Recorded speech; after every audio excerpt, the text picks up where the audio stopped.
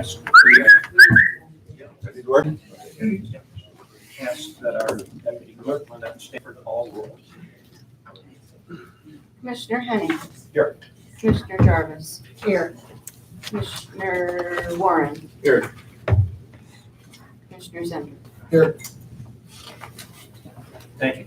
And just for everybody's awareness, we have two commissioners, Commissioner Snyder and Commissioner Roy, who still have medical issues they're dealing with. I think they feel like they're making progress, and we should see them back at our next meeting, which will be in 2 weeks. Our other commissioner is traveling. He's quite a ways away and unable to make it back for the meeting. So we have quorum, but very slim quorum. Opening prayer. I'd ask Commissioner Zender if he would say that briefly, and then we'll say also the pledge. Would you read that? Dear Heavenly Father, please look over us as we conduct business for the County of Lapeer. Please keep in mind our military and public safety. Watch over them as we start the holiday season with Thanksgiving coming. Please watch over all our friends and families and keep them safe. Amen. I pledge allegiance to the flag of the United States of America and to the republic for which it stands, one nation, under God, indivisible, with liberty and justice for all.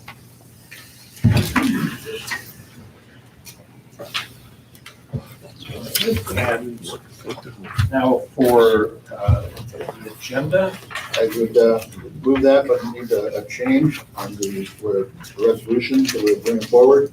Should read the resolution of the Lapeer County Commissioners Okay, and that's just before public time at the, at the end. Yeah. okay. Sport. Any discussion? Seeing none, all those in favor say aye. Aye. All those opposed, same sign. Okay, on then to the minutes from November 4th. Regular board meeting. Motion to move. Support. Any corrections, discussion? Seeing none, all those in favor say aye. Aye. Those opposed, same sign. Okay. Going around, I know are some of the financial sheets. I didn't see anything there on grant applications or mileage. So Chairman, I'll drop this off you. There's quite a few grant requests for action that need signatures. okay, So that need to be done today before we head back up. They added the words for you to sign those Okay. because we knew they were gonna be gone. Okay. So the chairperson, I can sign in that place. And/or county And/or you. controller. Sounds great. Thanks, those Linda. were part of the motions. Thank you. I'm assuming we're talking about the signature. For today's business, yes. That's why it's up there. Okay. That's great. Thank you. Okay, time for our department heads and elected officials, if they would like to make any report. That's your county clerk. Thank you. Like that. All right. Good morning. I am here just to review the fact that the Apportionment Commission has finished the work of the new commission districts that will be effective 2023 and offer copies of the full report or the colored map if you would like. I know we tried to get those out to all of you, but I just wanted to be sure that you folks initially have both sets of those documents. I think so. Everything else said? Okay, perfect. That concludes my report. Do you have any questions? Anything? If not, thank you for your work and for the reapportionment committee's work. Thank you. Looks like we have some significant changes going on. There are changes needed to meet the letter of the law, and so That's where we'll be, those maps will be living with for 10 years, starting in 2023. So those people who are interested in running for election this next go around for county commission need to get those maps and take a look at where they live. Exactly, and anybody that is interested in a copy, we certainly invite them to come up to the office and we'll give them the printed report and the colored maps and help in any way.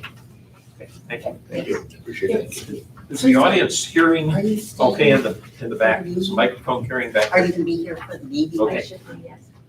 Try to get a little closer to that. A little Closer to closer. the microphone? Yeah, maybe tip it down a little Get bit. the floor to you yet. It's like the voice. Copies available in my office. Okay, thanks. Thank you. Other elected officials or department heads that would like to make a report? Okay, seeing none, it's time for our public who would like to make comments at this point. We have 2 public times, and this is the first. The second will be near the end of the meeting. Again, remind you, you have 3 minutes. And we do not respond to those comments in these sessions, although sometimes there are comments at the end of the meeting from individual commissioners. I see a hand, so if you'd like to come up, identify yourself. Thank you. Yes, Eric Katine, I'm a resident here in the city of Lapeer. I'm also one of the city commissioners. I came before you guys, I think, a month or 2 ago. I just wanted to give you a quick update on what's going on at the city level, because it will affect you, I hope in a positive way. Going back to the recent years tension, couple years tension between county and city with our DDA. I know ultimately what ended up happening was it was a tension over money when it came down to it. Okay, and I do not have authority over our DDA. I would go ahead and assume the DDA is going to continue that practice because it's for their benefit. We recently finally resolved an ulcer of mine, which has been marijuana. Thank God with this election. So this will affect you in a positive way. And I'm hoping that this positive effect will hopefully begin healing the friction between county and city, and we can get back to the days of the past where we just work together and everybody's happy, hopefully. But the marijuana excise tax will start paying out this March coming. I want you to keep in mind, whatever dollar amount we get at the city, you will get as well. From what I'm hearing from my contacts in Lansing, last year, if we would have been eligible last year, it would have been $164,000. We were not eligible then. We will be eligible now. I suspect that dollar amount will be between $200,000 and $500,000. I really wish I could give you a hard number. I can't. So we're all guessing high, guessing low right now. So if the city does happen to get $200,000 because of this marijuana excise tax, you as well will get that same dollar amount here at the county. Okay, whatever that number ends up being, I'm sure it's going to dwarf in whatever dollar amount the DDA is capturing from you. So I'm hoping the tension about dollars can at least rest between our 2 layers of government. Beyond that, have a happy Thanksgiving, and I'm available if you guys want to talk. Thank you. Thanks for coming. And I have to go to work. So. Okay, other members of the public?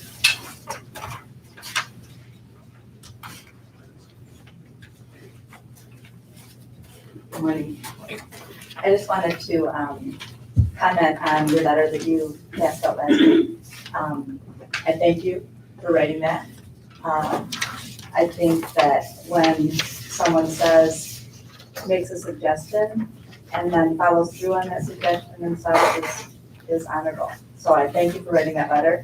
And I must say, one of the suggestions was that we do contact our reps and our senators, and I have to tell you, for the first few months of last year and all the way through last year, I wrote many emails, many. And when I contacted the office, after I'm like, okay, I'm never hearing anything back, I heard, oh, well, we didn't receive any of your emails. So what does that mean? That means either somebody's in the office deleting them or something. And then I just read something the other day that there truly are people who are obstructing and this was somebody from inside an office, there are people obstructing in our offices of our elected officials that are just, going through and saying, oh, well, this one or that, yeah. So anyway, I thank you for writing the letter. And then the second thing was, I know this is out of your jurisdiction, but it does fall under your county.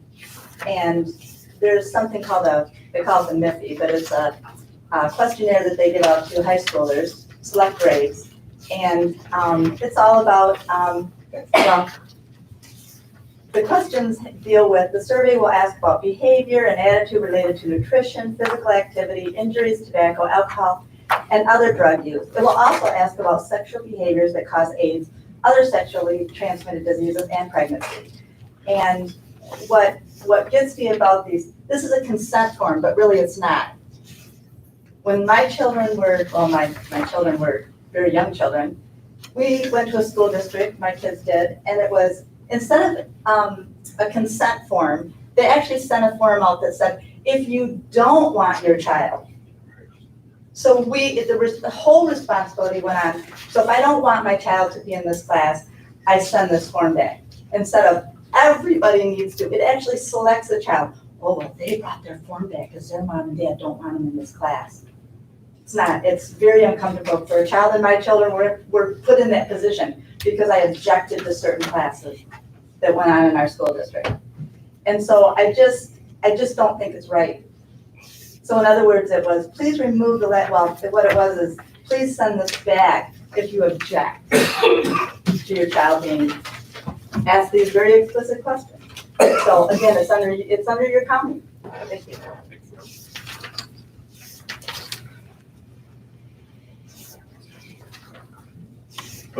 That's somebody's got.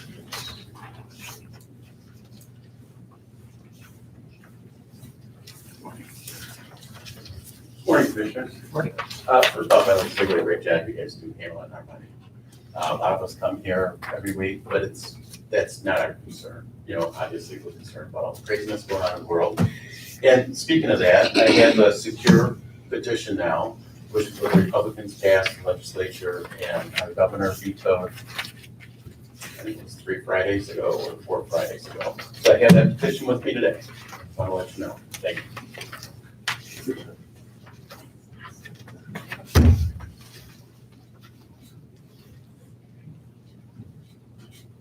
Any other members of the public?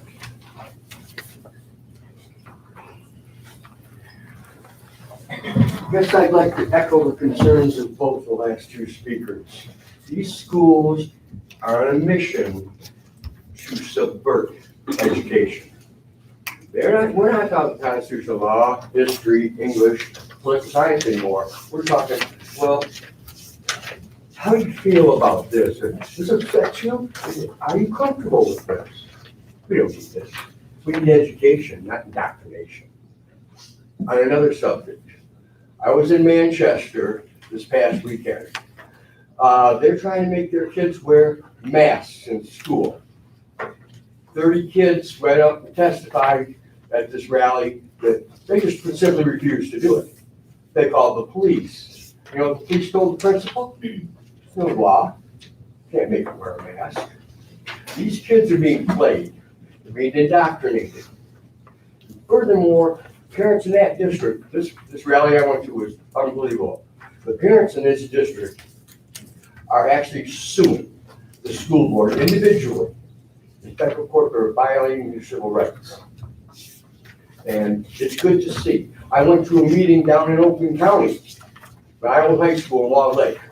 There were 250 people in an upstairs banquet room or restaurant down there. And they're fired up about the same thing, this mask wearing, vaccination, excuse me, bullshit that's going on.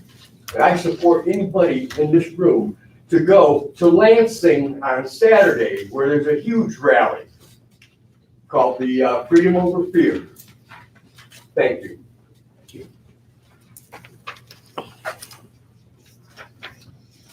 Any other members of the public at this point? Can remind you, we do have one at the end of the meeting, public time as well.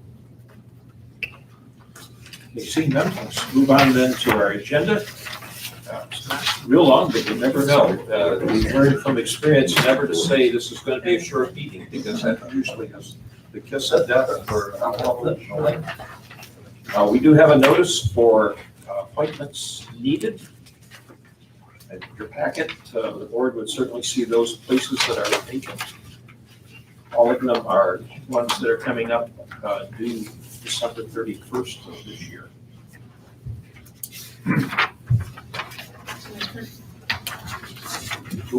We do have one, I'll mention first, we do have one for the district library. We have 2 appointments to that board, and then a number of townships also have appointments. If you're ready, I would move for Perry Valley to be renominated. He served at least 2 terms, and from my experience, he served very well. We can also wait if desired. That's the only one. We can make a motion to move that one forward so we can get these out of the way. That's the only one I know of right now that we're moving. So yeah, I make a motion to move Perry Valley. Support. Any other nominations? Seeing none, all those in favor say aye. Aye. Those opposed, same sign.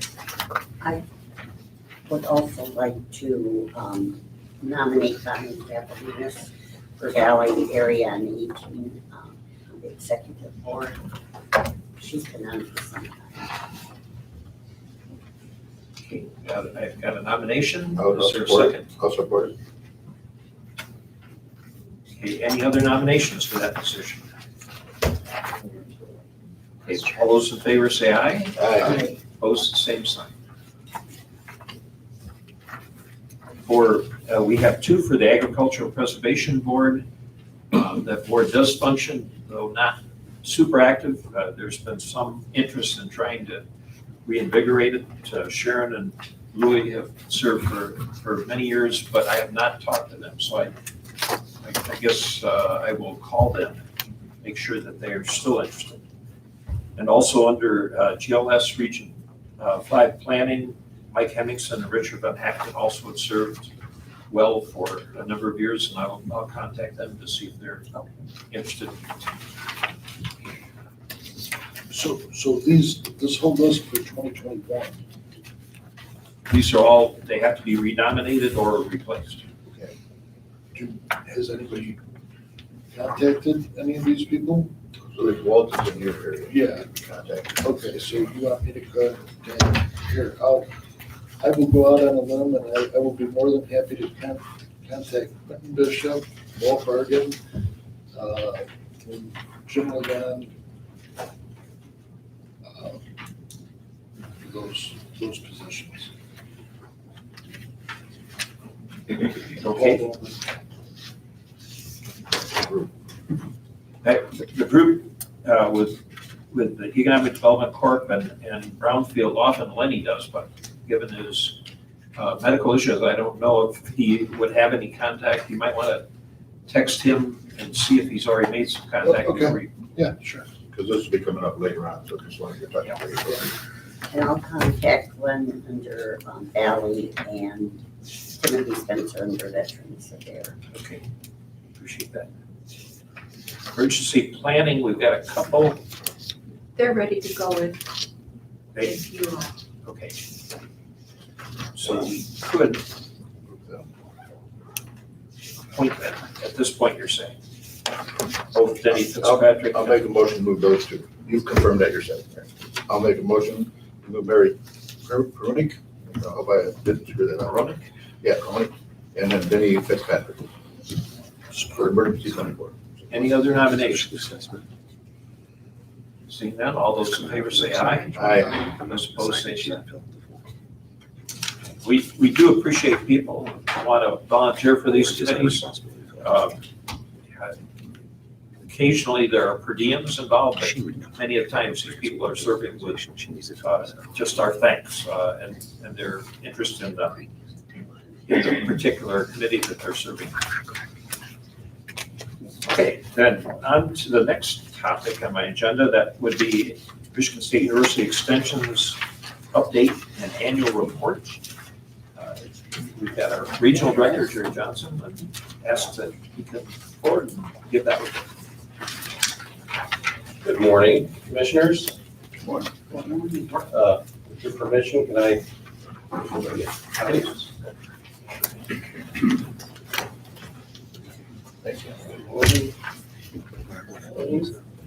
Should I leave these on the? I'll put them up in the box. Okay. You want to give them to me? All right.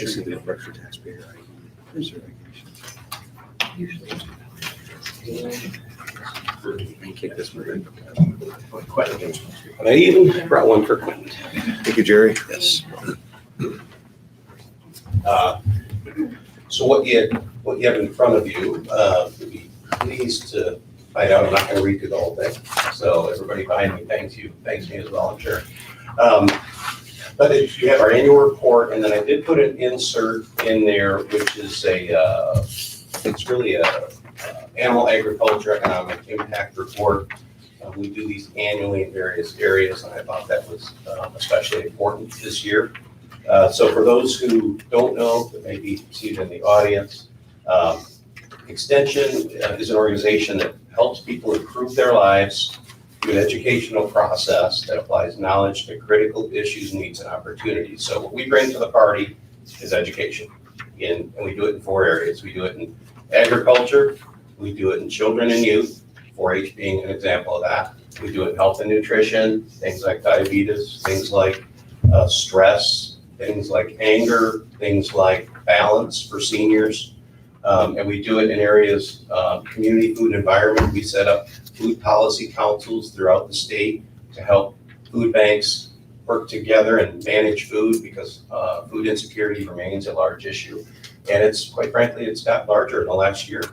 And then we also do things like tourism within that organization. So we've got community food environment, we've got children and youth, health and nutrition. So we're serving people of all ages in the community.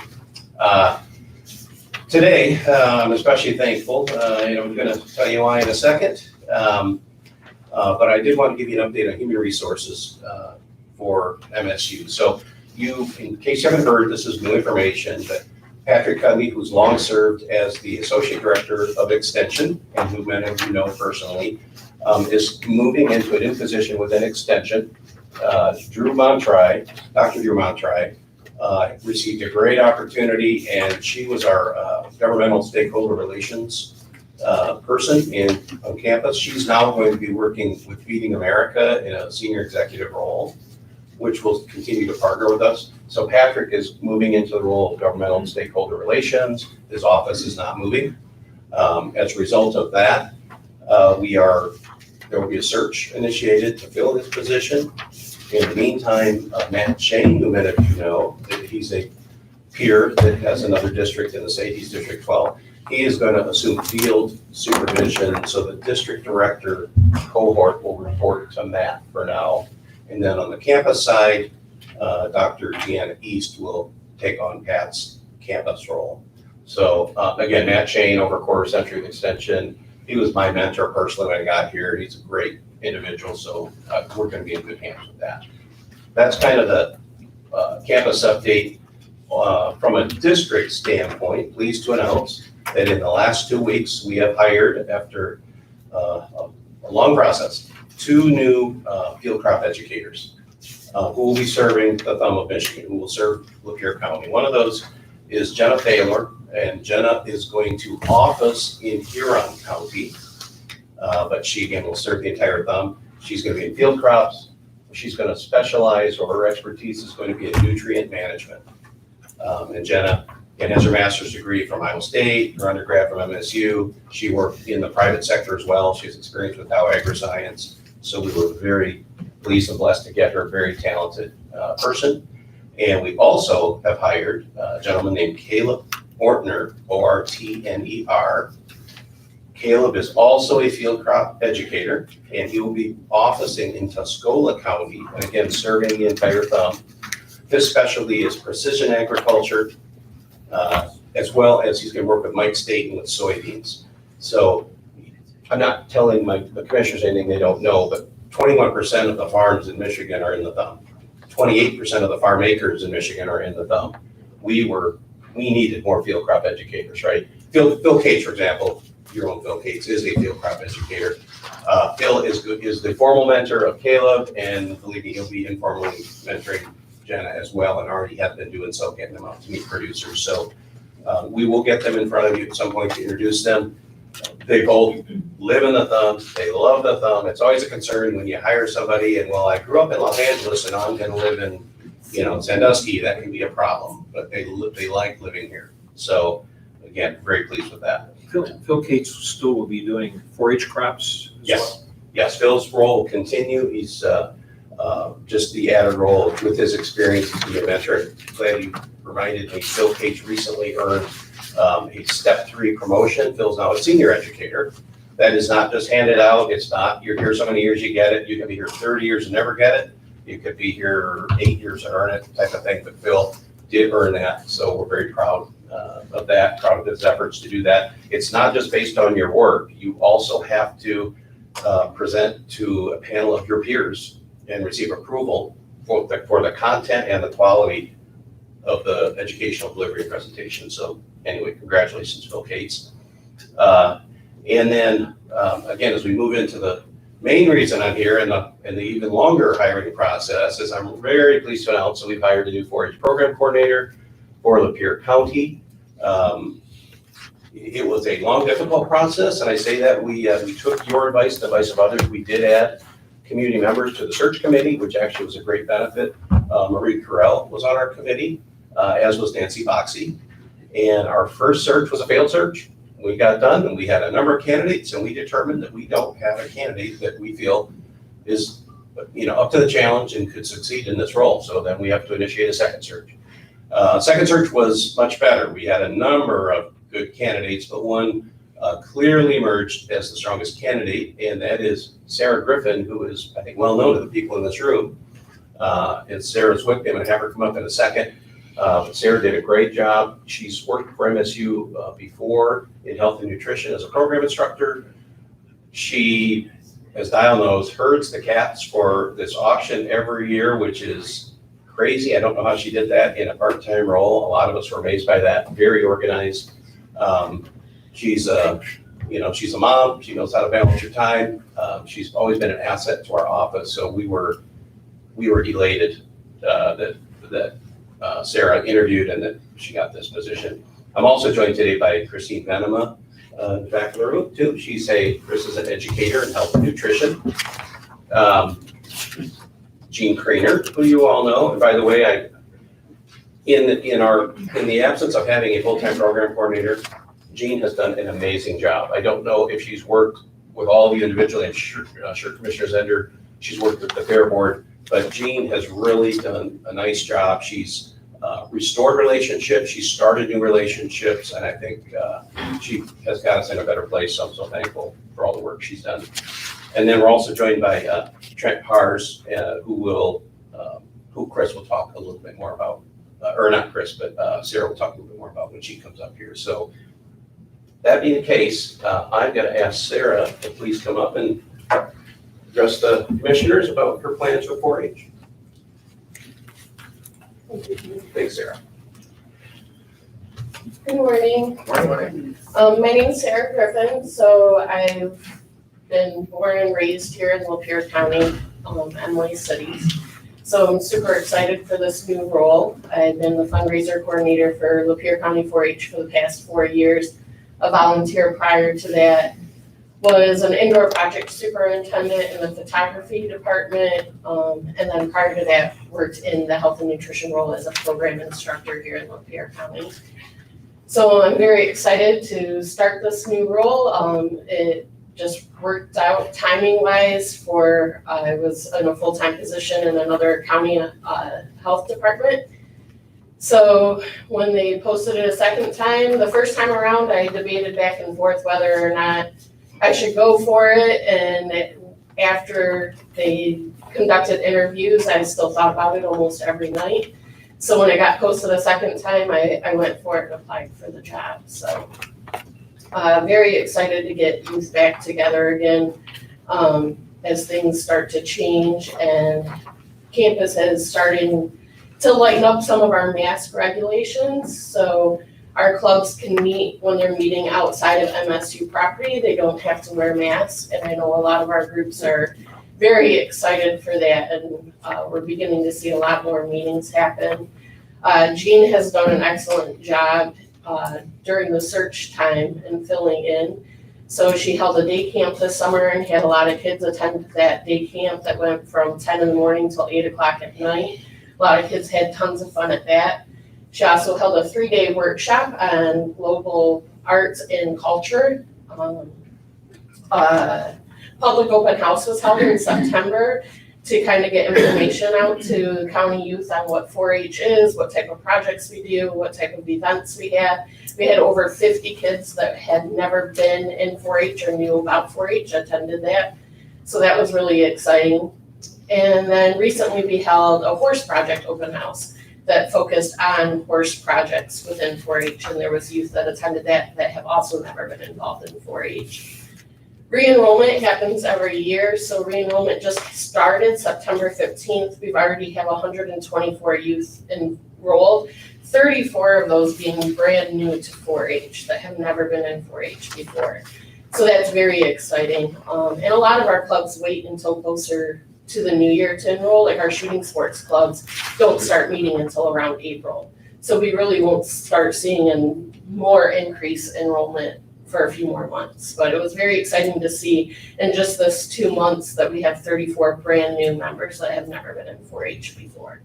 So in the 4-H program here in Lapeer County, there will be myself as the program coordinator, and then Jean Kriener, as Jerry introduced, who's been a program aide for many years, and her role is completely funded through fundraising that is done here in Lapeer County. Our auction being one of the fundraisers that funds her position.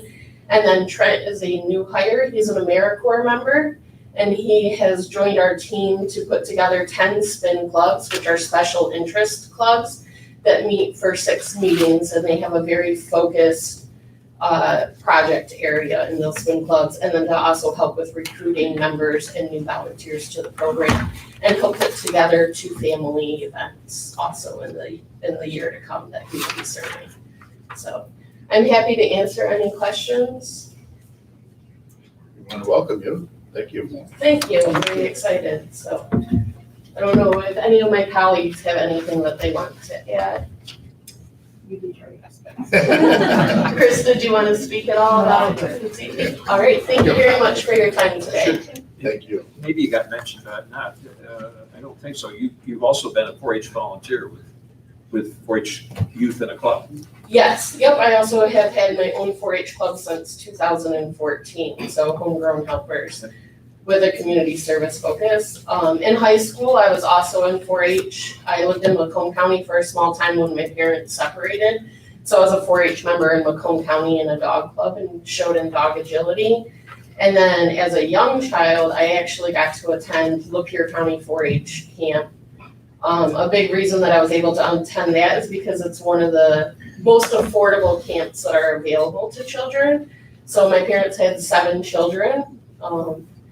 And that's a lot of money to raise 7 children. So without 4-H camp, I probably would have never been able to attend camp as a child. It was always something I looked forward to. I would get that flyer at school, bring it home, and my grandma would actually pay for my camp experience. So I got to attend Lapeer 4-H camp for a number of years. My personal thought is that it's really good when you've got 4-H staff that have actually been volunteers and done what they're recruiting and training and supporting volunteers to do with clubs. So I know I was frequently a volunteer while I was on staff for 4-H, but she brings not only theory but actual firsthand practice. She's got more experience than me, her age. I look younger than I actually am, which is fine by me, right? Right. As the years come on, I'll be more and more happy to look young for my age. Very good. All right, well, thank you very much. Were there any other questions or? Any questions for our district director? I would just offer to, on the 4-H side, again, I told the commission, I did not really even know about 4-H growing up, but I've seen it firsthand the last 3 years, and the presentations, the public speaking ability of those kids. I mean, I see kids at 10 years old that can do what a 35-year-old politician cannot do. I mean, seriously, and That's 10 out of it. that's, and you know, the more likely to go to college, the more likely. Please don't tease Rick. And they're more likely to go to college, finish on time, and they're more likely to get active in their community. And I would just ask for a show of hands, or any of our adults here, past 4-H members. There you have it. So there you have it. That's a very high percentage of this room, but that is not what their percentage is in the general community. So we know, 4-H has done good things here. We know it can be a lot better, and we think we have the pieces in place to make it a lot better. So thank you for your continued support. Okay, moving on down. We have some motions from the committee of the whole. Do you want to adopt that and receive it into the record? Okay, we often do accept or adopt, accept. Motion to accept the report from Michigan State. I'll make that motion to accept. Okay, second. You have several seconds. Any discussion? Seeing none, all those in favor say aye. Aye. And all those opposed, same sign. Okay, thank you. Our deputy clerk caught me just in time. Committee of the whole, we have some draft motions from our meeting last week. And Rick Warren has agreed to move those forward for our consideration. I'll make a motion to move forward, motions 1, 2, and 3. Support. Any discussion? Seeing none, all those in favor say aye. Make a motion to also move 4, 5, and 6. Support.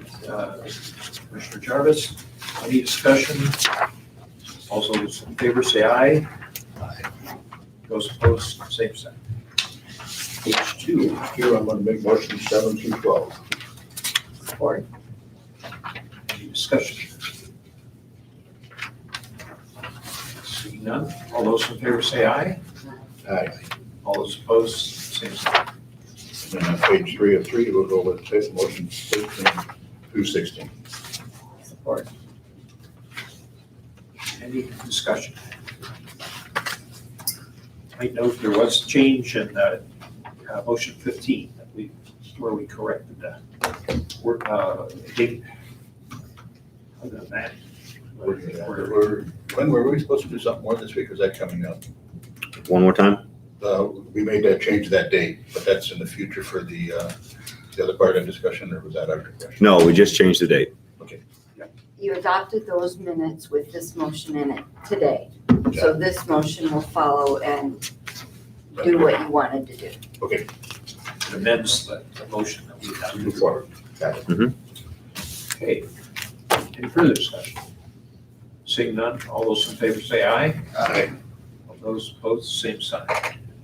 If you're public and new to our meeting, a couple here I think might be, committee of the whole, typically we don't spend a lot of time on those motions because those were all debated in our last meeting. We alternate committee of the whole for general discussion, and then regular would call regular or full board to finalize those discussions. That's the reason there's not a lot to do. Okay, and moving on, let's see, there's an ARPA. And Commissioner Zunder, Mr. Chair, would you like to move that? Yes. I would like to recommend to the board that we authorize the county controller administrator to move forward with exploring the expansion of the broadband service through the county, which may include but not limited to seeking information on performing professional analysis and feasibility study requirements. Support. Again, this has not gone through committee. I don't know if our county administrator wants to make any comments about what we're looking at here, or Commissioner Zunder, a little more detail. So basically, the ARP committee is the fund that part of the the rescue plan monies. So we're looking at the broadband in the county, the internet service, in other words, the infrastructure of that. And we have several areas in Lapeer County that has no internet available at all. So we're gonna look at that and see what kind of cost that it would be to put some money into that. There's some options where other companies would rent that infrastructure from us. So it's just the beginning stage, the very, very beginning stage of this. You want to add anything? The one thing that I would add is that this was last week, I attended a broadband summit, and we had almost all the major players in Michigan who were attending. Either they were private consultants. It was hosted by Merit. Merit is an internet service provider that supplies internet to the Sheriff's Department and also 911. Through their Pathfinder program, it's a step-by-step process that would allow us to basically follow a timeline once we engage in a project, an actual project. So just like Commissioner Zender said, this is the very first step of a long process. So we're excited to bring the opportunity of a broadband project, but by no means get it confused with overnight internet access. This is going to be a marathon. There's a lot of planning, there's a lot of engineering, there's a lot of construction. But when it's all said and done, the objective is to bring broadband to parts of Lapeer County that have never seen it before. I think it's fair to say too, there are other sources of potential monies for broadband. Primarily federal sources. There are, and I think it's right to say that even before ARPA came out, the Rural Digital Opportunity Fund established providers and put them on the hook to provide internet service over 6 years. Now, how the game's really played is that those companies then start buying and selling themselves, but the commitment stays the same. So now you have companies buying and selling other telecom, other wireless providers, other broadband providers, and it's all of it is, it's just a multiplication of services because they want to position themselves. They know broadband is going to be the next major investment for the next 50 years. And so companies are positioning themselves, buying and acquiring and merging themselves to provide that service because it is the next, it's like a highway. It's the next major American infrastructure project. So we just do not want to get left behind. So exploratory committee now positions ourselves to stay in the conversation and not be reactionary. And then when everybody else is doing projects, 10 years, we say, oh, we'll do that project. No, we want to be front and center of it right now. So that's why it's good to establish these studies as soon as we can. We're also hopeful the state will have some money that they will put towards us from the American Rescue Recovery Plan and the recently passed federal infrastructure bill, I think, includes broadband as well, right? Correct, in the tune of $65 billion. And so what that means is states are going to come into this money and they're going to be assigned to it. And then through organizations like MAC, the Michigan Association of Counties, they're requesting matching fund resolutions, basically to say when the opportunity comes for grants from the state for broadband, that you would be acceptable to matching that amount of money so you can double up basically your investment. $65 billion is nothing to laugh at. That's a serious investment, and that will create serious opportunity for broadband expansion in the county. So we need to keep our head on swivel and make sure that we take the steps when we need to take the step. Because I would say personally, I think one of the challenges is broadband is the new and sexy avenue to put money towards. On the other hand, we also have some areas not so sexy that we know we need to dedicate funds towards roads, which part of the federal infrastructure, I guess you could say. Mm-hmm. We also know water and sewer are issues all over the country that are true here in our county. So while they're not sexy and new, hopefully we don't forget that if we can, we find some way that we can aid in those areas as well. Okay, any other comments? Okay, any ad hoc committees that I'm aware of? Not aware of. We need to call question. You need to vote. Vote on the motion, thank you. We already did the motion. Good thing, you guys are supposed to call me on that. I get Okay. at the same time. Hopefully harder. Okay, we have discussion and debate. Any, all those in favor of that motion, say aye. Aye. Those opposed, say no. Thanks for keeping us on. Okay, now, ad hoc committee updates, I'm not aware of any, and others. Okay, and then from our controller administrator, fiscal planning, budget discussion, any topics there that you want to share with us? Sure. There's two projects we're working on right now. One is a complete overhaul of our website. So I've heard comments from the public and private saying that, how do I find information? Where do I find information? And so Doreen and Jackie Bennett do a good job of redirecting the public, but we can do a better job of that, of making it easier to find and making our website a little bit more user-friendly. Also want to start looking at across departments on common forms that the public can use, process online and pay for online to take out the extra trip. I know at gas pushing $4 pretty soon, people will find the opportunity to do online business more and more often. So I think that that's a public service that we can provide to them.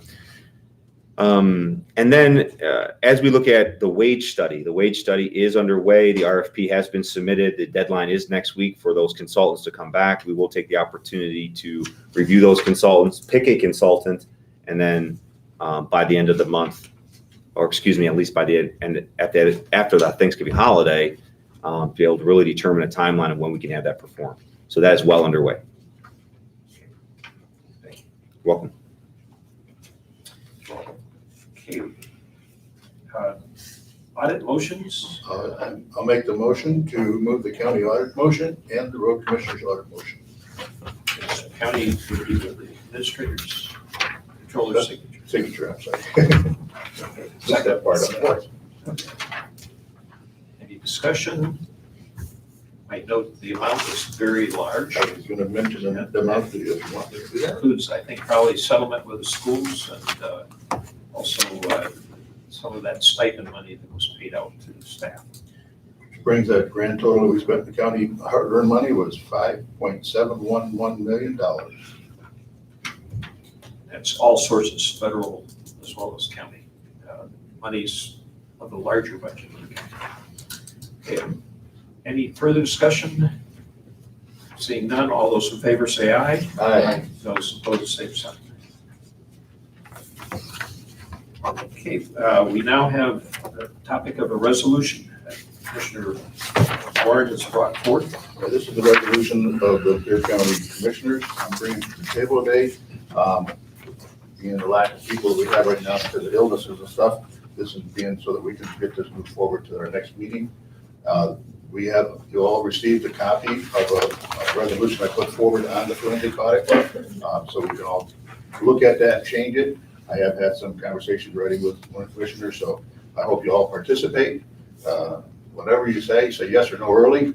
So let's try to get this thing so we come to the table in another week or so, in 2 weeks, and present this resolution to the public and make a vote to move forward on it. So it's very urgent. My point is to talk about this audit.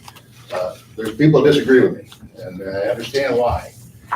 But I want to clarify to everybody in the community all over, our county clerks, our canvassers, did a superb job. They follow the state and federal laws to a T. Some people say they don't like to see something happen where there's no smoke. Why go any farther? Well, there has been smoke in this country, and that's why people are asking for this audit to be done.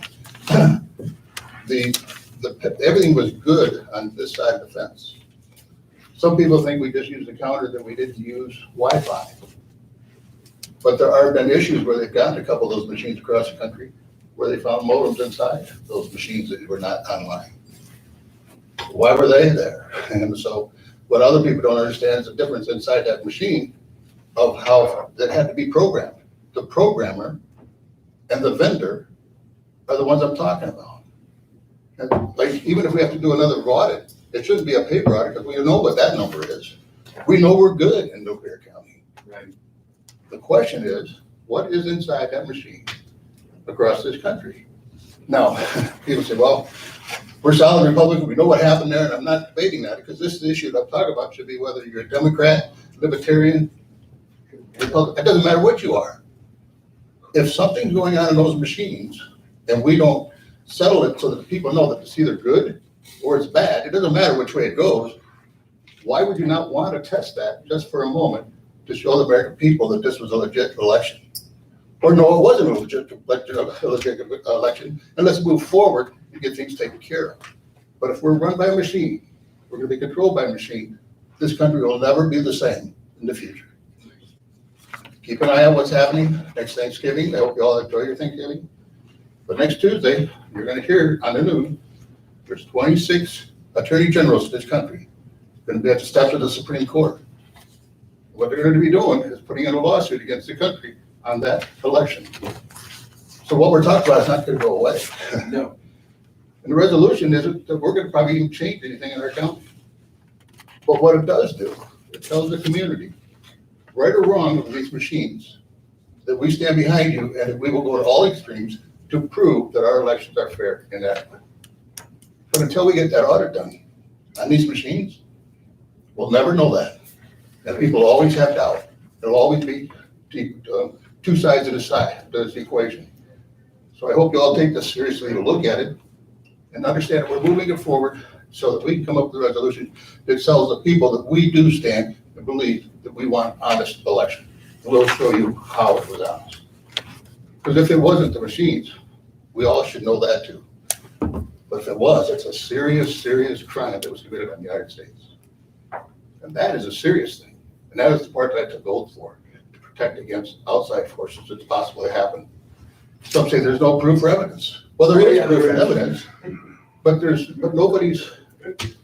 of the judges want to look at it right now. Now they're being forced or handcuffed next week. But why wouldn't a judge want to at least hear this that the public is demanding? Now, I don't care if it's just a fourth of the public in the United States. That's a lot of people. Everybody should be secure in the fact that our elections are right. And then when they go vote, it's their vote counted. So that's why I get serious about this. And I gotta tell you, it's a shame that our county clerks and our canvassers may have to go into an audit and put more stress on them, which they don't deserve. They did a hell of a job. But we're not talking about that right now. We're talking about the future of the United States. And that's what this resolution is going to be about when I bring it forward in 2 weeks. So if you have any comments, I'd be glad to. What is your motion? The motion is to move the resolution that I presented to you by email to all the county commissioners. I know you have to have more time to look this over. There's quite a bit on there. And I didn't want to bring it to the public yet until we iron out our own differences first. So next week it'll be to the public, the wording. 2 weeks. 2 weeks, right? Because of Thanksgiving, we're not here next week. So the following week, it'll be on that Thursday, I think it's December 2nd or something like that. This will be on our agenda, the resolutions, that they'll be able to go online and see it. And I want to ask Matt also, you had a question, we had a question from the public that they weren't able to get the agenda online, but you said that was solved now, is that correct? Everything's online. Everything's online. So for anybody, you can go to the website for lapeercountyweb.org and you can see the agenda before it's presented so you can look it over too. But that'll be what we're going to be discussing is the forensic audit, a full forensic audit. So we'll have the wording into you. Hopefully we'll get the wording online by next week sometime. So we have I will support that. And I just want to add also that I truly believe that our clerks in Lapeer County did their job, okay? And I have no question of that whatsoever. So I just want to make that clear. Okay, so we have a motion and a second to move the resolution. Topic, yeah, so we would bring. Not the topic, but the resolution We're gonna bring the resolution. How do you As want an it? agenda item. as an agenda. Okay, for debate then, at this point. Any questions? I guess my feeling is, personally, that I think this is something that needs to be done at the state level and not at the county. So.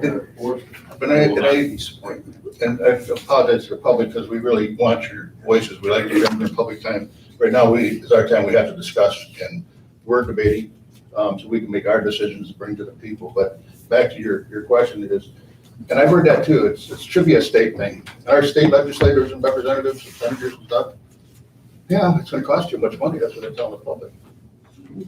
Why would you tell the public that when you're spending all kinds of money on all kinds of stuff? It doesn't even mean anything. This is something that's very serious. But this is not that we're gonna change the world. This resolution from the county is to tell our state representatives, you might think that way, but the people out there are saying they want to see this results. And so we're saying, yeah, we'll stand behind the people. We can't change anything that's going on. But we can take a stance so that they know that even as our county commissioners, there's other leaders that will stand with the people. I'm not about to wash my hands and say it costs too much, because that'd be ridiculous. You look at some of the stuff we spend money on in this country, and you're talking about something that is going to protect this country. Those are two different equations.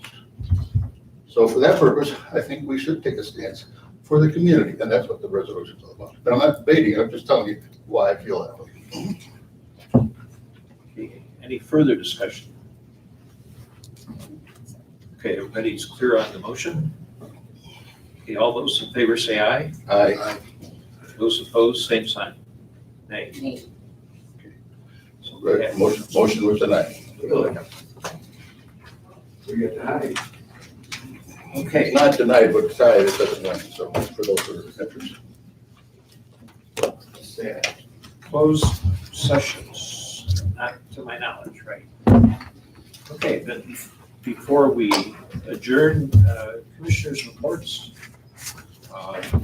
Start with Commissioner Warren. Kind of went on where I was at, that part of it. Keep an eye on the fear that's out there. We denied a resolution last week, and some of it part of my area, I guess, some of it not. I don't know where that would have led. Some will disagree with me about how that went. But the thing about these vaccine mandates, the companies are still companies. I know for a fact companies that are still pushing this because I'm personally involved in that. The OSHA backed off finally. They're waiting for court decisions, and that's what it all should be about. Court decisions should not be. Yeah. We're talking about mandating stuff to people. We have fear going on so loud in this country, and it's coming. I was at a meeting this morning watching the community leaders. Same discussion. The fear is just, it's terrible. And we don't take a stand on that. Somebody got to take a stand, but I'm glad the courts are going to start to have to be forced to listen to this. So right now, OSHA's backed off, and corporations are still moving forward. If you at one time, you want to ask me again to put a mask on my face, or tell me you got to be tested or not tested, I told the public I was getting tested for antibodies. I had COVID last November 1st. I took hydroxychloroquine, which they told my doctor to take off the market. But it helped me. I survived it because of that. I survived it pretty good. I have several friends right now in this community that have gotten COVID or in the hospital, and they've been vaccinated already. Now, I do have the antibodies as of a week ago for anybody that's concerned. I did get tested, and they're very good, very strong antibodies. And I only tell you that so do you understand that there's two sides of this equation. I have the protection, and you want me to get a vaccine. Or I've got to put a mask on my face and test every 2 weeks to prove to you who I am. I don't know what kind of country you live in, but it really doesn't matter because you don't even need to know that I have the antibodies. It's none of your damn business. So, and when I don't hear leaders want to cry out loud about that, it's appalling to me because I didn't grow up that way. We grew up with our freedom and our God-given right. I believe in the Lord. My Savior is Jesus Christ. He's the one that heals me. He's the one that provides me the doctors that'll do the thing that they're supposed to do, not what they're told to because Medicare and Medicaid is giving them a bonus. Follow the money, folks. Right. Ivermectin, they don't even want to talk about. But yet Pfizer's coming out with a product, the same product. But that's not even out yet. So let's not talk about Pfizer down the road. Let's tell people today, because the ones that went into hospital, my friends, the reason they went into hospital is they're not preparing themselves. And I'm gonna put that out there for everybody to this holiday weekend. Load up on your vitamin D, load up on your vitamin C's. Look at what's out there. Talk to your doctor what's good. Start protecting yourself. Because most people don't even have enough vitamin D in their system. And that's what's causing a lot of these deaths. These same friends of ours enlisted all that. They're friends and they believe in that. But then take care of themselves. And at the last minute, they're calling, where can I get this? Where can I get this? It's too late to do your homework. Do your homework now. Protect yourself now. And hopefully you don't see the hospital. You may still get COVID because even those who got vaccines are still getting COVID. But what I would tell you to do is get rid of the fear because most people are not going to die. Yeah. So I recommend you go enjoy your Thanksgiving and treat it like any other flu virus or anything else. But protect yourself. You should always protect yourself. Wash your hands, that kind of stuff. Don't be hugging if you don't want to, but if you're around people, just be cautious. So that's all I have to say today. Please, everybody, enjoy your freedom this holiday weekend. Commissioner Ward, part of our purpose for reports from commissioners are from various groups that we serve as liaisons to. Do you have any reports from groups? Yes, and I apologize, I should talk about a few of them. We were at the Michigan GST, what is it called? I just went blank. GST Michigan Works. Michigan Works, I want to say Michigan, it was Michigan Works, so went blank on that. And we had some discussions on the same stuff, but they also talk about employment. And so they give us numbers of how many jobs are available and that kind of stuff. And for that, I want to let the administrator talk about it because he's better with numbers and what that works. And they did give us, you got that email where they sent us what's how many are available in this county. And so if you could touch base on that, I'd appreciate it. Sure. I should review the email so I have the specific numbers they were talking about. But in general, they were talking about how the unemployment rate is low. And so if you look around, though, in reality, it's a different story. And so we had questions, specific questions about how can one number be reported as unemployable low, but we know that there's a lot of job vacancies. Here's the rub. The rub is that they're not calculating in the participation rate. The participation rate says this: if you have given up on trying to find a job, you're no longer calculated as unemployed. It's only the people who are searching for a job and can't find a job that are considered unemployed. So it's a little misleading when you hear record lows on unemployment, when in fact we have a much higher non-participation rate. So we started a very lively conversation about what that non-participation rate actually means to the economy. So it's important for anybody who's looking at the numbers and they're getting unemployment rates and they think that certain things are going in the right direction and whatnot. You have to look at those who are not being counted just as much as those who are being counted. And that's very, very important to realize. The other topic that got brought up was the need for continual training and upskilling. So we have a skill set in our county, which is X, because we have certain programs and we have certain school programs and VOTEC programs and technical education programs, community service program, community college programs that provide those skills, those upgraded skills. It's going to be very, very important for those returning to the workforce, or those who at some point where their money runs out, and that's just a matter of time before they go back into the unemployment numbers and then they'll come back up again. We'll see that again. 6 months to 8 months from now, we'll see those numbers jump again. So in the meantime, they need to upskill, they need to reskill.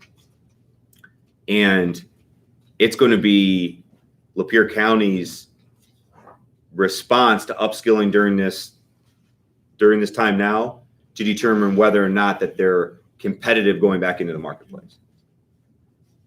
So if it remains status quo and we don't find ways to provide job training, workforce development, we don't work with companies for talent retention and workforce development. If they do nothing, it'll be worse, because when unemployment skyrockets again, we'll feel the effects of that. So big portion of that conversation was skill our people, job training, apprenticeship type programs, figuring out ways to get our age group from 18 to end of working life cycle at about 60 years old, making sure that that big chunk, and it's a big chunk, make sure that if they're not participating or if they're thinking about a job transition, that job training, workforce development, and upskilling is the top of our priority list. Does that sum it up? That sums it up, and I appreciate you doing that. And I'm going to finish up again with the Lapeer Senior Coalition.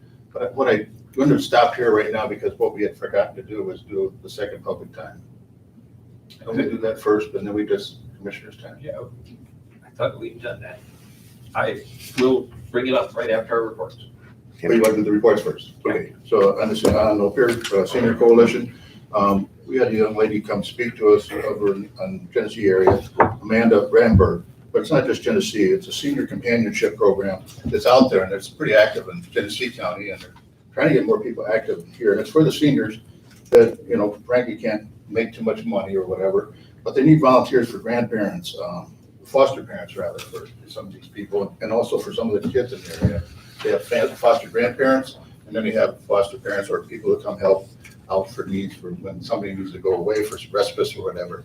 Our problem with the seniors that are involved in this program is that they have to be making $2,147 a month. And that's anything more than that, they can't volunteer. So it's people that are making that, mainly Social Security.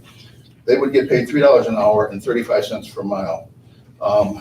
These seniors don't have to have a car or whatever, but a lot of them don't have transportation. And so the other part that came up in Lapeer County, and it's a big issue, and I guess there's a couple coalitions going on right now to help solve this problem. But our biggest problem is transportation for people to get to places.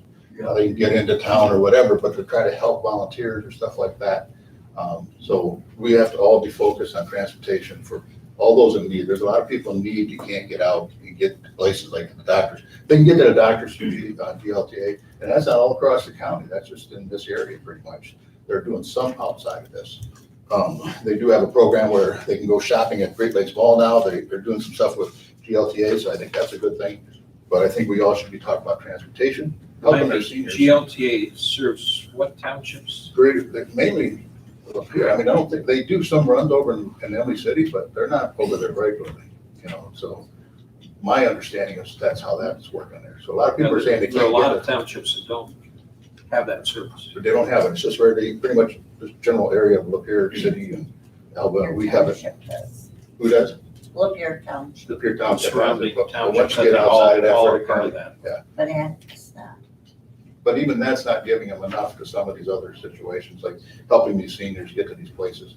And they can make $3 an hour to give them that little extra. Sometimes that pays for the prescriptions that they're paying for and stuff. So they can't make too much money, you know, so they get off their services. So that's why it's geared for that. But we're in need of, in this county, of senior foster grandparents and also those that are helping with elderly people who might need to have somebody come in their home and sit them while they go out and do their own shopping for a couple hours. Nothing that's real tough on them, just somebody to sit there with the people. So keep that in mind. If you know anybody, let us know. So that's all I have to add for today.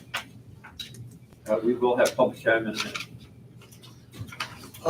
Yeah, I went to the city's commission meeting and Elmont Village's meeting. I know both Elmont City and Elmont were given a grant from with the Lapeer Foundation, like a $2,700 grant, I believe it was, and it was kind of interesting. Both Emily City and Elmont chose to spend that money in their police department. They got the officers new winter coats. For what? New winter coats. Could you speak into the microphone, please? Oh, sorry. Thank you. So, and then for anybody who's interested, I know Elmont Village and I believe Elmont Township are both looking for different board members, Planning Commission and I believe ZBA alternate. So there's lots of, I would encourage anybody who's interested in in getting involved, contact your local village or township or city and see what positions are available. Because they're always looking for people to fill those spots. So, that's all. Commissioner Travis. Yeah, I just wanted to mention, you're talking about grandparents or somebody sitting in, that's called respite, and we do Respite, yeah. do that through the health department. Okay. We have, Is it getting to everybody or, I mean, I don't, what I'm hearing in the senior group, that's, not everybody's getting that service. So then it's communication, how do we get to these seniors to get that? well, I think we had mentioned before that to make sure that the two groups are aware of one another. I can't believe they aren't because Lorraine Travis, who chairs it, is from. I got her in touch with you, I think, that when we talked about this last time. Didn't she not call you or on that? I think that was On it. that, I don't. But because it came up again and that was one of their issues. And- The Lapeer County is very low on it, but there's a lot of need in this county that's not being attended to because we don't have the people, can't get to the people to them. So, Well, the health department is always looking for aides and that, they're down. But you're talking about, and then correct me if I'm wrong, because the conversation I had is not respite care where they're taking, unless it's the same thing, but they're just gonna sit there, they're not doing anything. That's respite, yes. Okay, so that's, So that the caregiver could get out okay, and do whatever they have to do. okay. Yeah. Replace the current. Right. So they're not doing anything like an aide does or that, but that's what they. So they're getting volunteers, senior volunteers to do this, is that what they're doing too, or what? No, usually it's the aides that do it. Volunteers usually aren't real dependent and real punctual and somebody has to overlook them. So they really aren't the health department then, How about, or anybody else. So what I'm hearing you say right now, the best thing is if you have somebody in that situation, contact the health department, they have people that can And do see if this. they can, right, and if not, then if, which is funded by the Valley, so I kind of confused why they're not aware of each other. this might be a good topic to have Kathy or staff from the health department come to a meeting soon to talk about some of those services. We've sort of, as the board knows, we are the health department board. So maybe we all need an update on things that are not COVID related in terms of services, particularly in the seniors area. Because that obviously is an ongoing concern that all of us have. Other topics? Yes, the Friends of the Lapeer County Historical Courthouse are having their annual holiday gala on Thursday, December 9th, from 5:30 to 8:30. Tickets are $50. There's a silent auction. This is a fundraiser to raise money to do anything that needs to be done on the courthouse as far as restoration. Historic. Historic courthouse, yes. Not the, And the new well, what do we call this? It's called the county, What's Lapeer County Courthouse, Historic. Historic. well, the courthouse, yeah, it's the Friends of the Lapeer County Historic courthouse. Courthouse. Yeah. But the windows need to be there's a lot of upkeep to it. And the county only puts in $10,000 or $20,000 a year. And we're the oldest courthouse in Michigan. Working courthouse, sorry. Because we do hold hearings over there.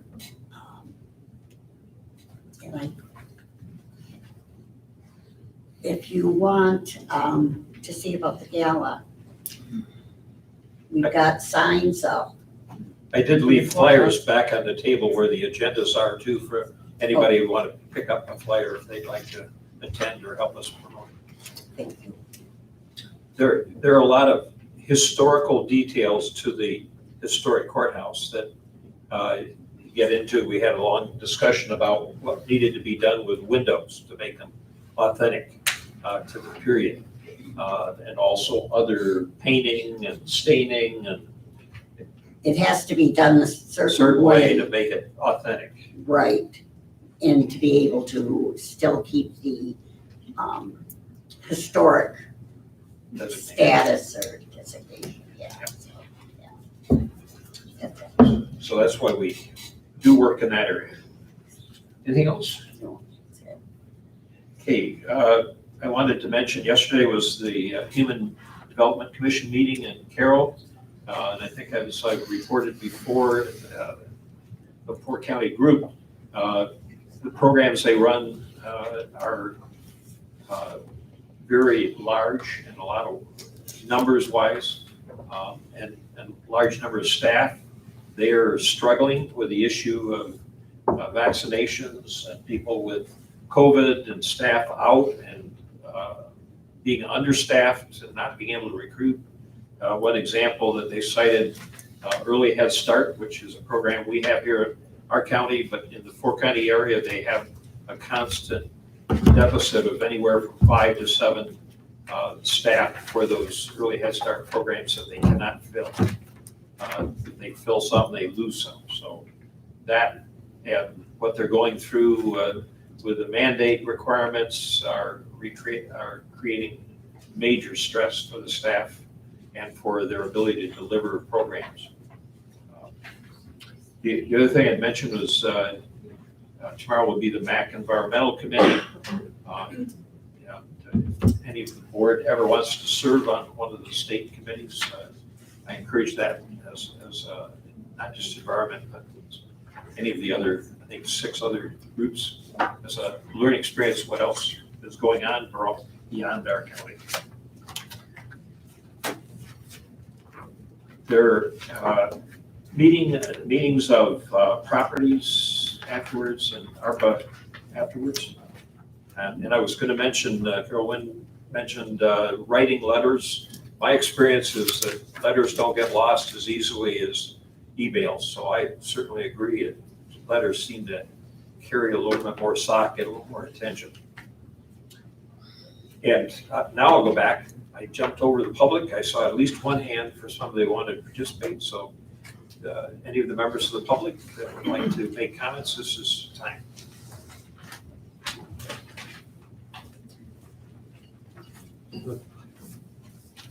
Hi, John Daniels again, Novewmber Township. And I just wanted to say that I like the idea of Mr. Warren's resolution, even though I haven't read it yet. And the reason why, and first off, I gotta say, our clerks do a great job at county level, and also I can testify to the people in Novewmber Township, because, you know, you put your ballot in there, and I like to walk away once it grabs it, you know, and they always, hey, John, get back here, make sure, you know, they want me to look at it to make sure that it was not rejected, even though they know my name and they can call me back afterwards. They take it very, very seriously. But we can't expect these people to be IT people. So that's why I like your idea is, you know, these people can't be IT people.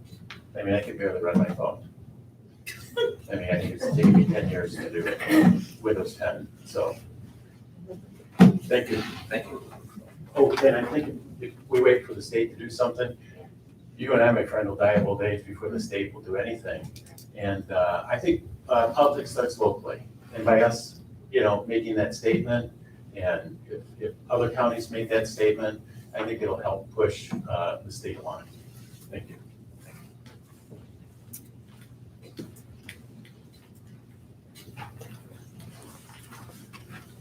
I think the people need to realize the significance of Rick Warren's statements earlier about election fraud throughout the United States. We're not concerned with just Lapeer County. I was up in Atrium County. I met the gentleman who was the attorney Saturday when I was at that rally in Mesquite. Where was I now? Yeah, there. Anyway, you're talking about internet connections on tables of machines from Dominion to Sequoia to Smartmatic. They were all over this country. Arizona just got done going through a forensic audit and they found all kinds of inconsistencies. You had 177 ballot dropped at Cobalt Hall at 4 a.m. in Michigan. It's insane for anybody to believe that it was legit. No way in hell. There's no statements of a trucker brought ballots from New York into Pennsylvania in the middle of the night. Good God, people, wake up.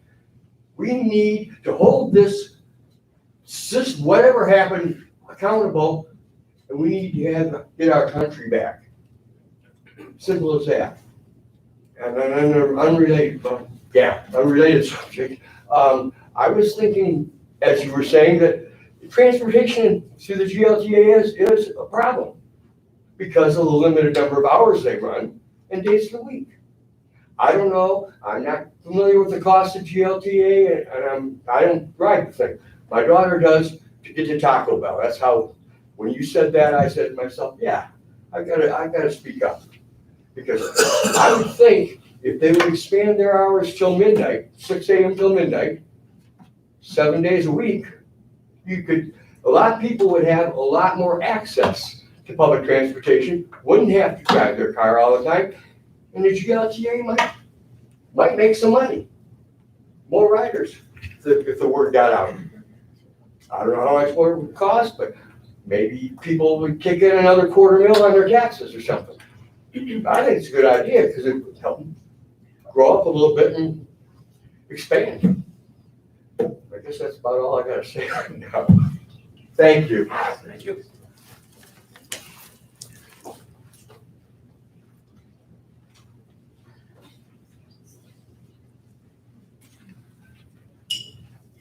Good morning. Good morning. I'm Jennifer Van Dam from Dryden Township.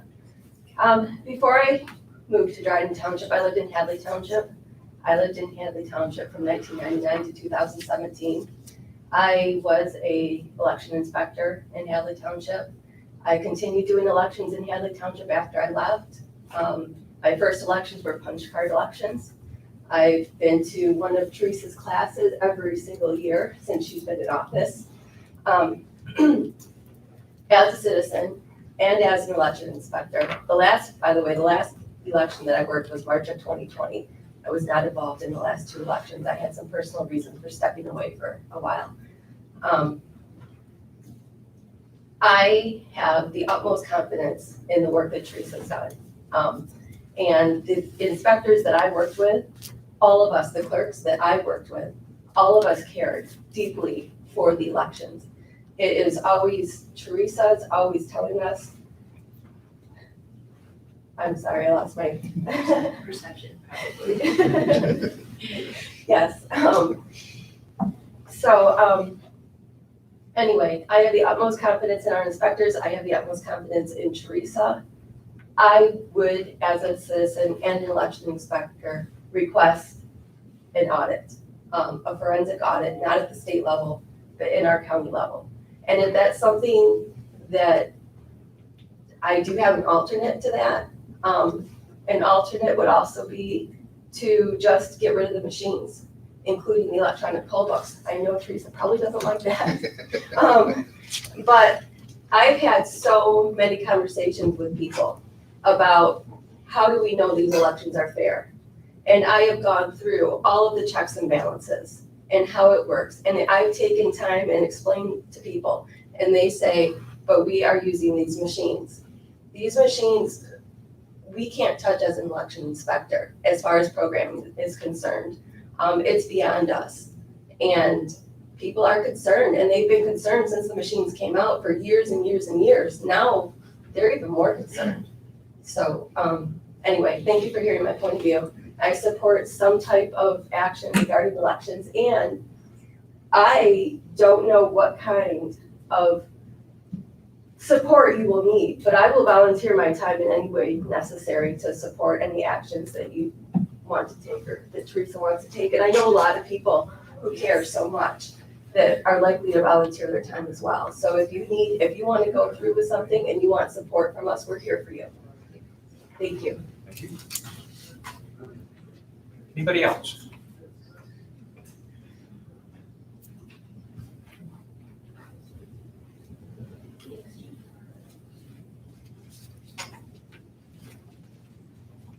Hello, thank you again for all your service. My name is Rose Navarre, and I was here a couple weeks ago. And I want to thank Rick again for bringing up the resolution for the mandates. I'm an RN, and I have a lot of people who work in the hospitals who were relieved of their duties last Friday. And they tell me that they were short-staffed before, and they said, don't get sick now. Back to natural immunity. I got really sick. I don't go anywhere. My mom came, my brother vaccinated her, and 3 days after she left, I have never been so sick in my life. My vitamin D level is 86. How did I get so sick? Vaccine shedding. It's not a new concept, vaccine shed. Okay, so literally, I should have been in the hospital, but I have an amazing doctor and an amazing husband who kept me home. Ivermectin saved my life. I wasn't on hydroxychloroquine at the time, but I was on Prad, I was on budesonide. So over the last week, after the booster came out, in 1 weekend, I had 9 people texting me. They're very sick. So I haul myself over there, I bring chlorine dioxide, and they had a doctor they were working with. I was exposed to really sick people. I didn't get sick because God gave us a natural immunity. I mean, my immunity is, my husband was nervous. I said, I'm not worried. I wasn't worried about it in the first place. I was surprised I got so sick because I wasn't worried about it. Natural immunity is huge. So don't ever forget that. But the mandate thing, I'm telling you, you're going down a slippery slope. God gave us our bodies to be soldered over. And no one, it's experimental, is going to inject that. I will die before I get that vaccine. I will die before. I mean that. And that's a strong statement. But I can't beg you enough to relook at that, just to show support that we will not force something on somebody against their will. And the children, this is under experiment. If you cannot look at VAERS, it is not safe and it is not effective. They're still getting sick. 18,000 people, and that's what's reported, have died. This is not safe for just everyone. So please reconsider that resolution just to show you support the people and the people's constitutional rights of sovereignty over their bodies. And the other is the election audit. I'm with Jennifer. I know a couple of people who do audits. They are the best people. I've known her for years. I have another friend who's in Oakland County. Absolutely no issue with my people who I know. They're great people. But I have gone to some workshops. I don't even know where I was. South Dakota. I hate traveling, but this is how much I believe in this for health freedom and for this audit. I am telling you, the stats, it's impossible when you see mathematically and statistically the curve that happens to happen in all of these counties. Macomb was one of the worst counties. Like I said, medicine is my big thing, health is my big thing, but you can't ignore when you see these graphs how statistically it's impossible that there was no issue with the fraud. And that night of elections, I'm watching it at 10 o'clock, they stopped counting. And I'm like, they never in my whole life have stopped counting. And then the dump happened at 4 a.m. Please just show that you're willing. If there's nothing to hide, there's nothing to hide. But I personally, if there's not an audit, I probably won't vote again because I don't believe my vote counted in the way that I want everyone's vote in this country to count. Thank you so much.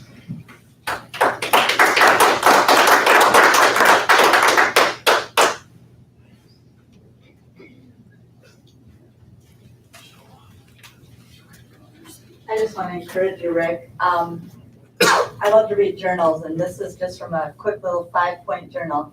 I hate playing defense. I'd much rather play offense. And there's just 5 points. Be proactive, you are. Retire, you are. Stay positive. That I think is the thing that all of us need right now, and there are a lot of groups in Lapeer County right now. There are a lot of groups who are sticking together and organizing, and you're gonna hear a lot more from them.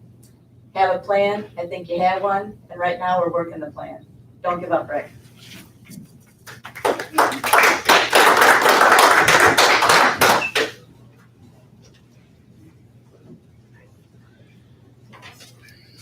Good morning.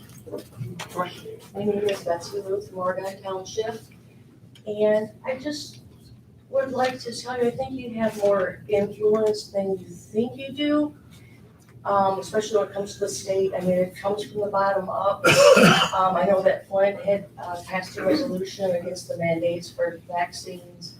And I just know that that's a Democratic stronghold. They made national news with the water crisis. And I know there was an issue of maybe getting cut off funding if we made these mandate resolutions. And there's no way that that's going to happen. We need to look at Flint, you know, as the leaders right now and to piggyback on them. They're not going to do it to them. They're not going to do it to us either. Just want to make that point, just something to think about. And then also with the forensic auditing, I do believe that there was a lot of fraud. It has been proven if you do the research. And those machines were hooked up to the internet, a lot of them around the country. It has been proven by techs. And so I just want to ask you to be strong and to back us up, because if all the counties did this and we're saying no, no, no, it's going to influence the state and beyond. Thank you.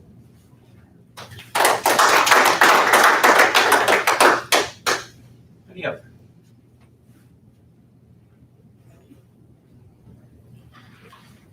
Supervisor Broski. Glad to be here.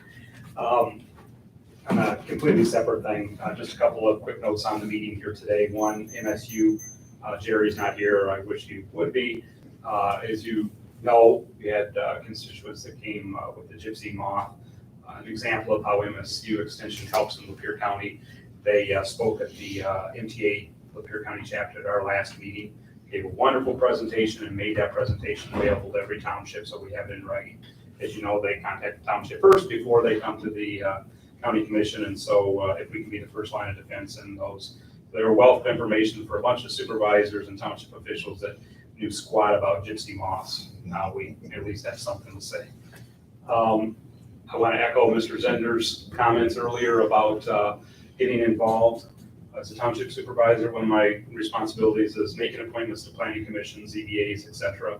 And just the same as unemployment, the amount of willing and qualified people who are available or that we're aware of in the township to serve on these different commissions is becoming less and less. And so if folks that are obviously interested in government, I encourage you to go to your local municipality and ask to serve in some capacity, get involved.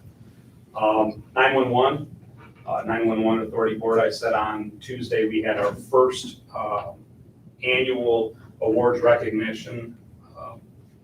Mr. Bishop attended. Rick Warren is on that board with me, so he was there. Fabulous. I'm so happy that Jeff put that together. Those folks are unseen, and every emergency event starts with 911. EMS, police, fire, it all starts with them. And we live in a sleepy community, thankfully, but it's not so sleepy. Some of the awards that were given out recognize that, major incidents, multiple county car crash, multiple vehicles shut down M24 for 4 or 5 hours. At the same time, to have a PIX in Nelmont that requires a helicopter coming in, all these events in little old Lapeer County going on at the same time. And on top of the normal calls that they get, and they handled it fabulously. One lady was recognized for battling cancer multiple times in the last couple of years, and yet she leads the dispatch center in overtime hours and otherwise. She's not only coming to work, but she is coming with amazing attitude, and she's going above and beyond just her normal scheduled duties. So those people are worthy of recognition, and I'm glad that we instituted that. I encourage next year to see more county commissioners out there. Doesn't cost anything. So it is kind of the common theme that we've heard for the past several months about showing your support, supporting the people. I think that would be a good thing. I'd like to see, thank Quentin for being there, but I'd like to see some other county commissioners This isn't a pay raise or otherwise, but simply attending that. Linda has that look like I didn't know anything about it. Exactly. Well, there's, I don't think I heard about it either. yeah, this was our first go-round. This was and it will expand, I'm sure. So you will hear about it next year. And then I guess I will kind of wade into the COVID type situation. For those of you who don't know, I'm kind of blessed, and my wife and I have condominium in the Cayman Islands. We enjoy going there, or did enjoy going there. I have not been there since October of 2019 because the island is shut down. They're one of 6 Caribbean and Latin American locations that is still closed. 37 open, 6 closed, Cayman's one of them. Their grand reopening is November 20th. And I'm a little sarcastic with that because it's not going to happen. This is going to get pushed back. They waited until they had an 80% vaccine rate with their citizens. It is an island. They have shut it down. You can't get them more isolated. No airline is flying in. If you aren't a Cayman resident or it's food or whatever, it's not coming to that island. 80% vaccine rate. This week they made the headline. They are now the world leader in per capita COVID cases with an 80% vaccine rate. Let that sink into you. There is no cruise ships that have come in there since February of 2020. The airlines, Delta, American, United, all of them, because the island shut down, there's been no flights. Cayman Airways was the only one in and out, and that was simply to bring medicine, foods, those sort of things. British Airways, they're a former British colony, was the first airline, and they basically had transportation for expats and so forth. And they are the world's hotspot now for COVID cases. So, thank you. Thank you, Mike.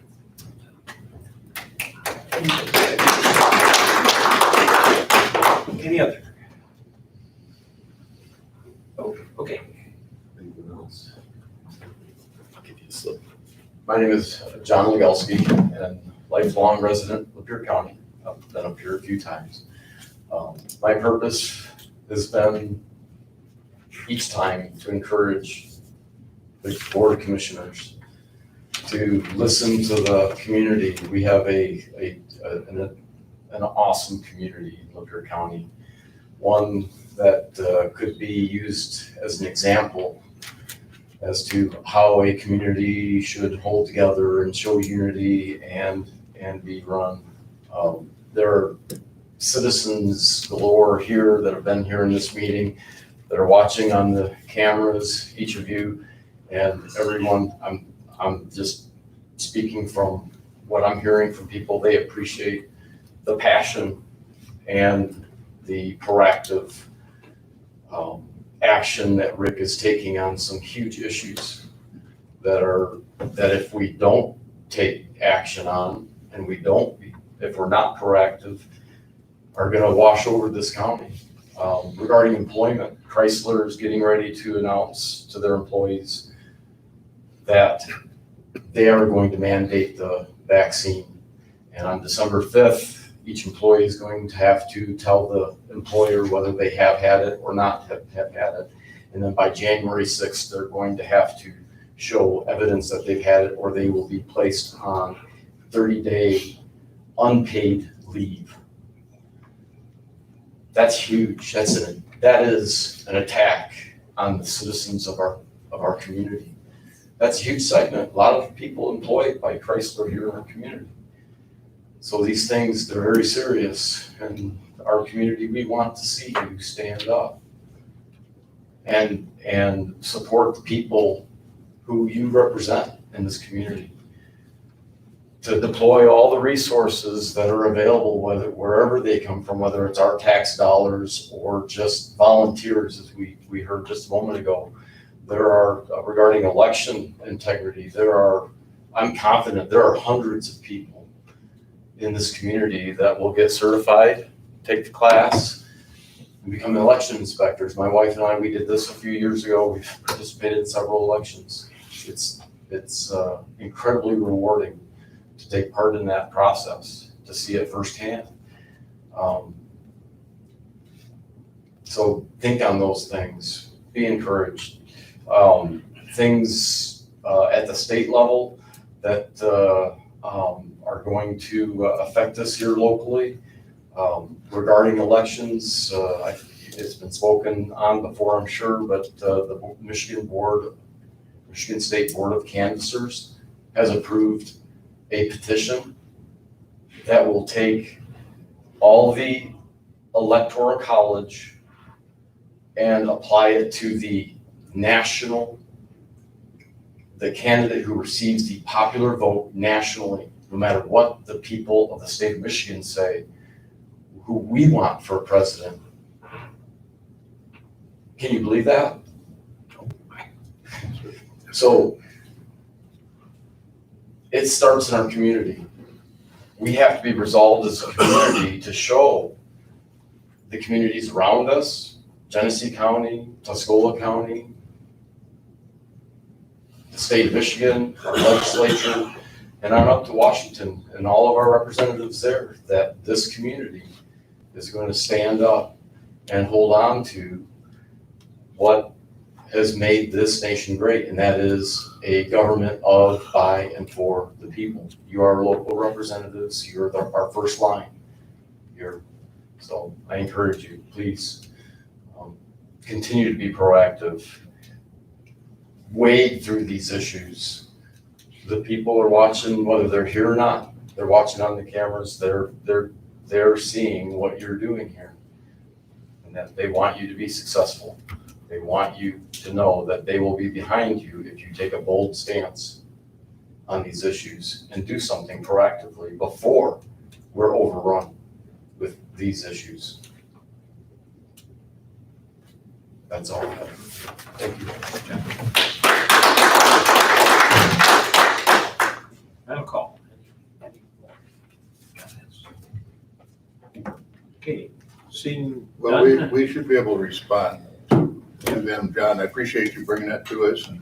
And Mike, I appreciate you doing my job this morning, so I should have done some of that myself, but that was great. You did a lot better job than I could have ever done with that. Commissioner Warren, really, we can do that after. Motion to adjourn. Okay, we have committees that meet right after this. You want You did respond to the people. Yeah, we'll do properties in like 10 minutes. Here. Yeah, we do appreciate people coming. You didn't give time to respond to the public like you told me. So that's, do as you wish. Just tell me what you Okay, did. all right, and I, that's my fault. Now that I think about that, I apologize. That's what I said. Because I put it out of order. I'll try to do better next time it gets stuck. Thank you. Okay, thanks for everybody coming. We're adjourned.